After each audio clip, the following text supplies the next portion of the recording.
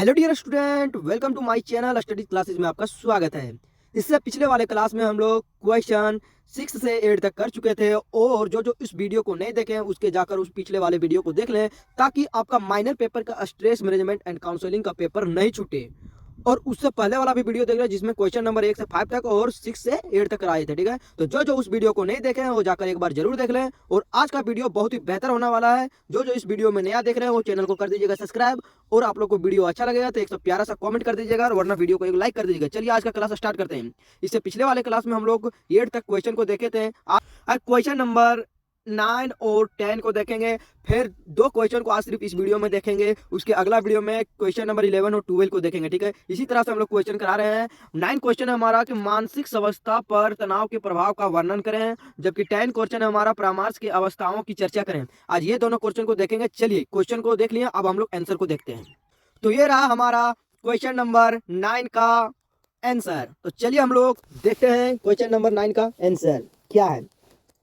तनाव का मानसिक अवस्था पर गहरा नकारात्मक प्रभाव पड़ता है। ठीक है, जिससे चिंता, अवसाद और चिड़चिड़ापन, नींद की समस्या और एकाग्रता में कमी, याददाश्त में कमजोरी होना जैसे लक्षण दिखते हैं। यह भावनाओं नियंत्रित करने के लिए वाले मस्तिष्क के हिस्सों को बाधित करता है। ठीक है, और लंबे समय तक रहने में बर्नआउट, पर्सनैलिटी बदलाव और मानसिक अवस्था विकारों पर खतरा बढ़ाता है। ठीक है, तो तनाव और शरीर के कोर्टिसोल जैसा हार्मोन बढ़ाता है। ठीक है, जो मूड और संज्ञानात्मक कार्यों को प्रभावित करते हैं, जिससे व्यक्ति उदास, चिंतित या विचलित महसूस कर सकता है।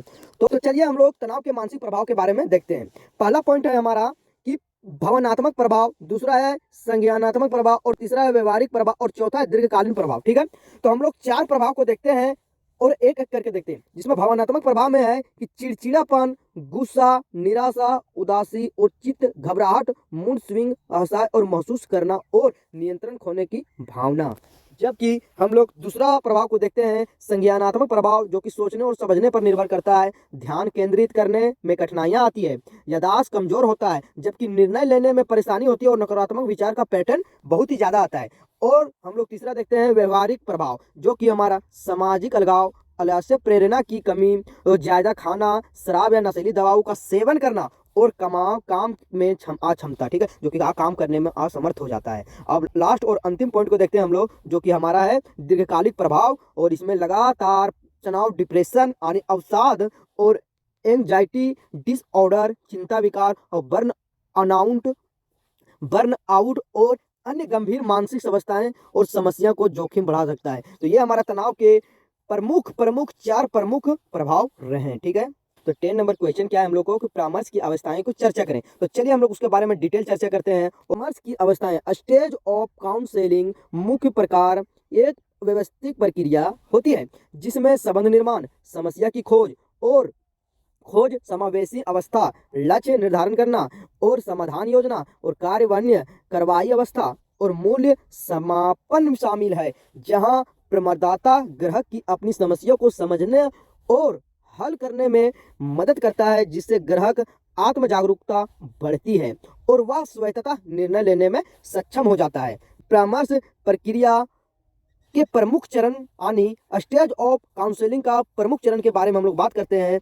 हम लोग का पहला स्टेज, इसका नाम है प्रारंभिक संबंध निर्माण अवस्था यानी इंटीरियर रिपोर्ट ब्लूडिंग स्टेज। इसको हम लोग एक एक करके देखते हैं। यह पहली अवस्था है। परामर्शदाता और ग्राहक के बीच विश्वास और समझ पर आधारित एक सकारात्मक संबंध स्थापित किया जाता है। जबकि दूसरा बोलता है कि ग्राहक सहज महसूस करता है और अपनी भावनाओं व समस्याओं को खुलकर साझा करता है। अब हम लोग दूसरी अवस्था को देखते हैं इसकी कि दूसरी अवस्था क्या है। दूसरी अवस्था है समस्या खोज व समावेशी अवस्था, एक्सप्लोरेशन स्टेज। इसमें से पहला है हम लोग को, इस चरण में ग्राहक अपनी समस्या को मूल कारणों या भावनाओं, विचारों को व्यवहारिक की गहराई खोजता है। जबकि दूसरा है कि परामर्शदाता ग्राहक आत्मचिंतन यानी सेल्फ रिफ्लेक्शन करने की समस्या को व्यापक रूप से समझने में मदद करता है। और तीसरा अवस्था यह रहा, लक्ष्य निर्धारण अवस्था यानी गोल सेटिंग स्टेज। इसमें से पहला है हमारा कि समस्या की स्पष्ट समझ के बाद ग्राहक में परामर्शदाता मिलकर विशिष्ट प्राप्त करने योग्य प्रासंगिक परामर्श लक्ष्य निर्धारित करते हैं। जबकि चौथा हमारा रहा स्टेज योजना का कार्यान्वयन यानी कार्यवाही अवस्था, प्लानिंग एंड एक्शन स्टेज। इसको हम लोग देखते हैं। पहला है कि निर्धारित लक्ष्यों को प्राप्त करने के लिए रणनीतियों और कार्य योजना बनाई जाती है। कोई भी हम लोग जैसे पिकनिक पर जाते हैं तो पिकनिक में जाने के लिए पहले से हम लोग रणनीति को तैयार कर लेते हैं, उसके बाद ही हम लोग पिकनिक पर जाते हैं। दूसरा इसी उदाहरण में बताया गया है कि दूसरा बोला गया है कि ग्राहक इन योजनाओं को अपने जीवन में लागू करते हैं। देखिए तो जीवन में लागू करते हैं और परामर्शदाता समर्थन और मार्गदर्शन प्रदान करते हैं। ठीक है, और लास्ट और अंतिम स्टेज हम लोग का, लास्ट और अंतिम अवस्था हम लोग का रहा पांचवा कि मूल्यांकन और समापन अवस्था क्या है, यानी इवैल्यूएशन एंड टर्मिनेशन स्टेज क्या है। हम लोग पहले देते हैं इसे अंतिम चरण और प्राप्त परिणामों को मूल्यांकन किया जाता है और लक्ष्यों को कितने पूरे हुए हैं। ठीक है, दूसरा है कि ग्राहक की प्रगति की समीक्षा होती है और परामर्श प्रक्रिया को धीरे धीरे समाप्त किया जाता है जिससे ग्राहक आत्मनिर्भर बन सकते हैं। तो आज का क्लास हम लोग को यहीं समाप्त हुआ, आज का क्लास हम लोग को यहीं पर समाप्त हुआ और इससे अगले वाले भाग में हम लोग